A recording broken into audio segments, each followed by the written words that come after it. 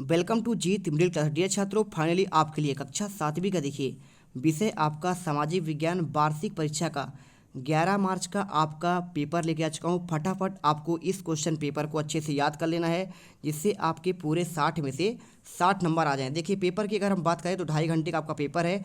कुछ आपके देखिए इसमें बहुविकल्पी क्वेश्चन आएंगे 1 से 5 तक, और इनमें से देखिए कुछ निर्देश क्या दिया गया है कि प्रत्येक प्रश्न आपको इसमें 4 विकल्प दिए गए हैं और इनकी आपको सही विकल्प चुनकर अपने उत्तर पुस्तिका में लिखना है। और ये आपके जो सही विकल्प वाले क्वेश्चन हैं ये सभी आपके 1 अंक हैं। ठीक है, ध्यान से देखिएगा। पहला क्वेश्चन क्या दिया गया है, इसमें लिखा है सन 700 से 1750 ईस्वी के बीच हुए परिवर्तनों में नई प्रौद्योगिकी के अंतर्गत सिंचाई में उपयोग किए जाने वाला क्या था। देखिए ऑप्शन में दिया है ए नंबर में आपका नहर, दूसरा दिया है आपका तालाब, रहट, और चौथा दिया है आपका नलकूप। ठीक है, अगर देखिए आपका इसका आंसर की बात की जाए तो सन 700 से लेकर 1700 ईस्वी के बीच की बात कर रहा है। ठीक है, कौन सा आपका सिंचाई के लिए उपयोग किया गया, तो आपका इसी में राइट आंसर जो आपको करना है रहट आपका बुक के अनुसार हो जाएगा। ठीक है, सेकंड क्वेश्चन देखते हैं। आपका लिखा है चित्तौड़गढ़ किला का आपका स्थित है, क्या आपका मध्य प्रदेश में है, गुजरात में, राजस्थान में, या फिर देखिए आपका बंगाल में। तो देखिए आप जानते हैं कि चित्तौड़गढ़ आपका जो है कहाँ पे है, आपका राजस्थान में है, और आपका पाठ भी दिया हुआ है। ठीक है, चित्तौड़गढ़ के नाम से,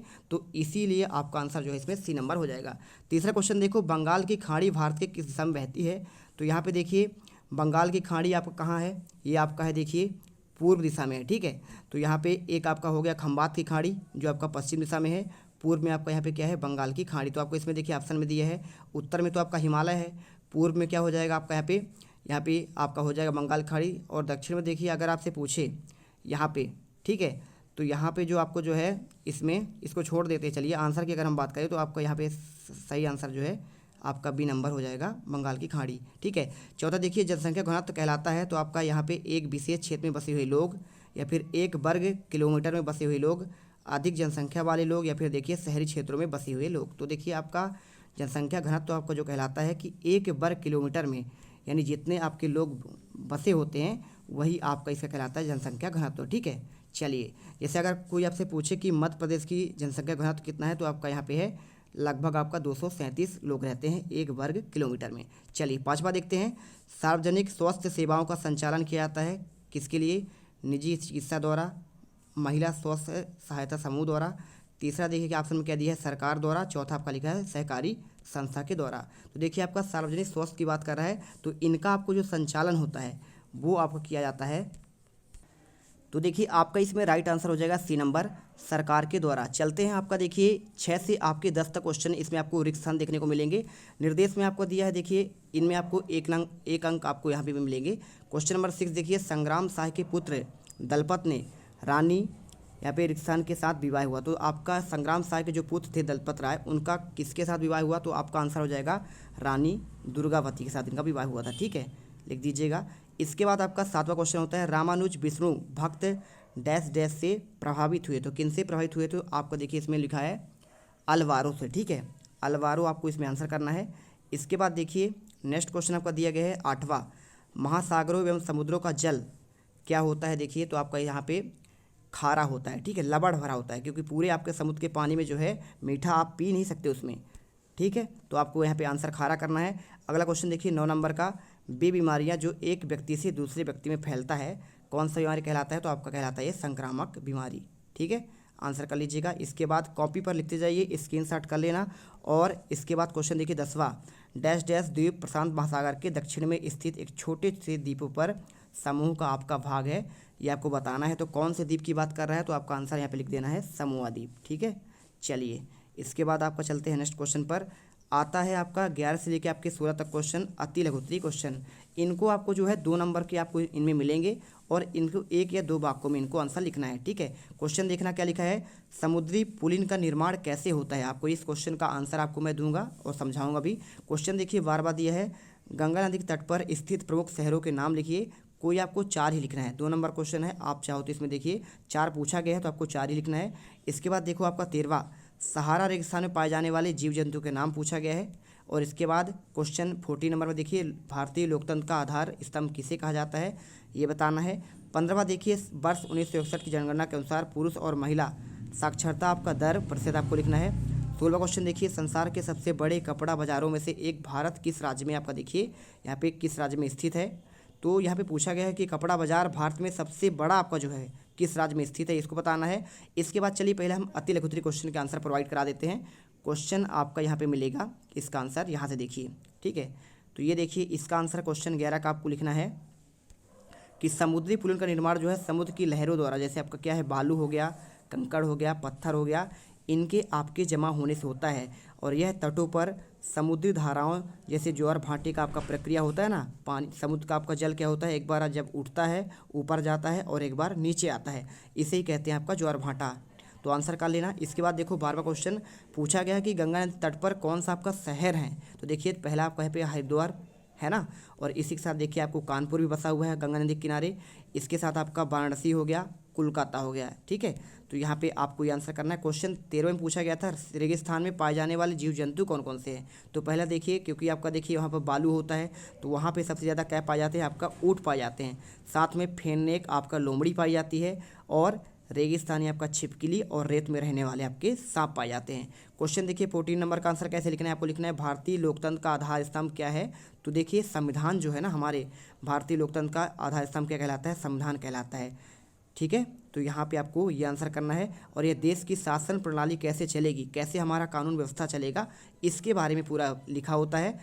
इसके बाद चलते देखते हैं आपका 15 क्वेश्चन।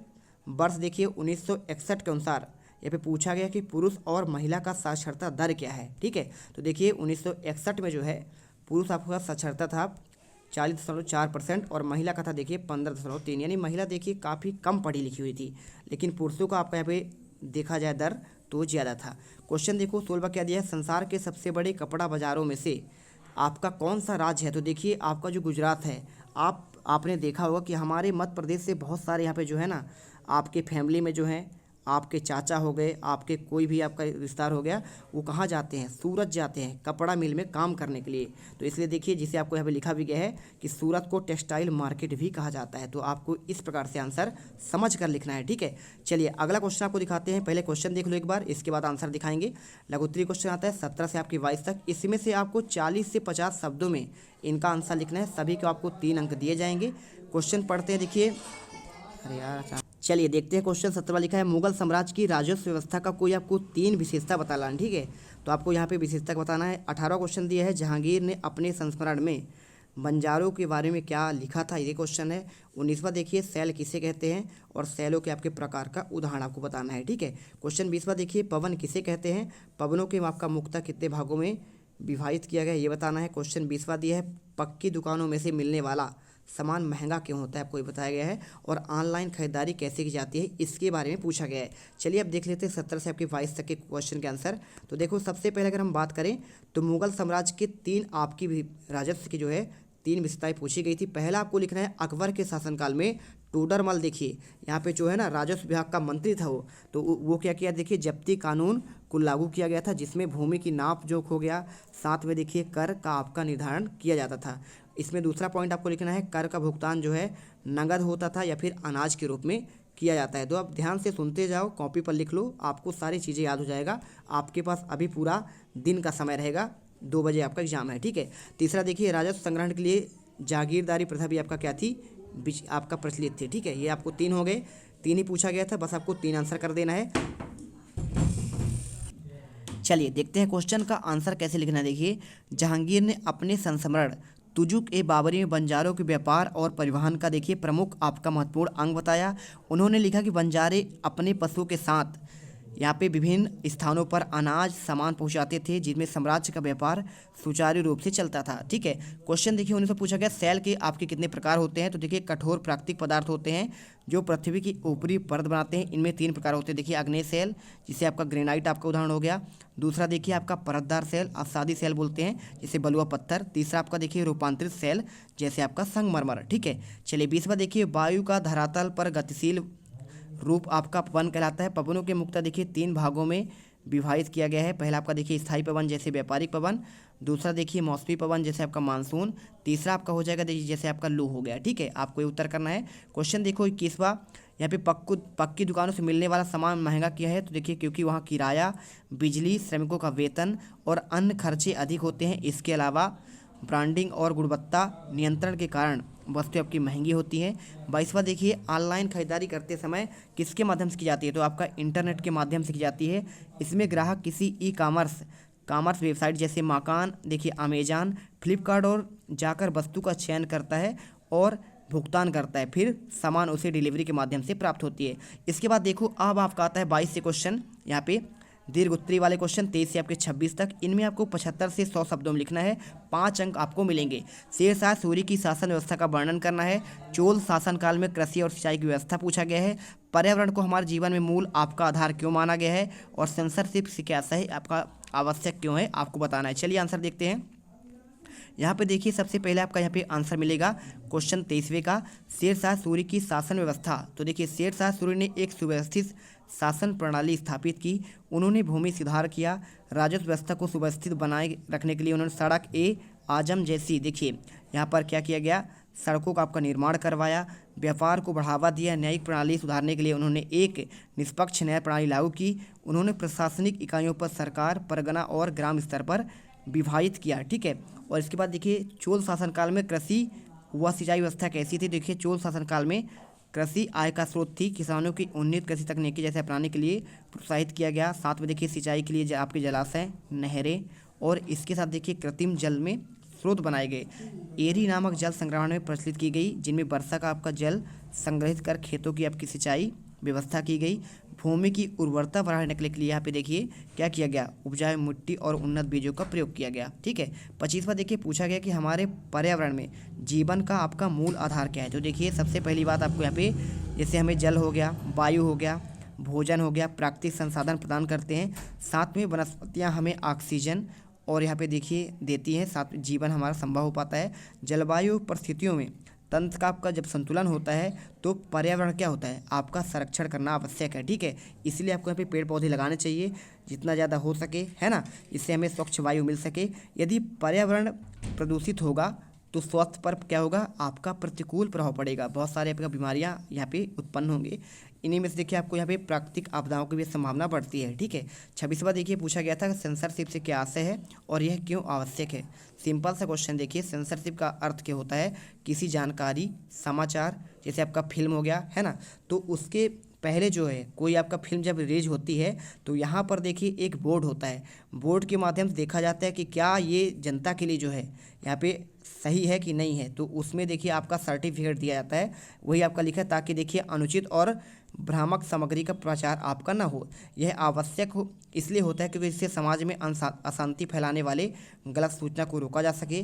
साथ में सेंसरशिप का उपयोग आपका जो होता है देखिए अश्लील, हिंसा, सांप्रदायिकता और यहाँ पे राष्ट्र विरोधी विचारों के प्रसार को रोकने के लिए बनाया गया। तो आपको देखिए इस प्रकार से पूरे क्वेश्चन का आंसर आपको बता दिए गए हैं और आई होप अब आप इस क्वेश्चन पेपर को पढ़कर आसानी से पूरे 60 में से 60 नंबर लेके आ पाएंगे। तो मिलते हैं आपके एक नेक्स्ट आपके धमाकेदार वीडियो पर।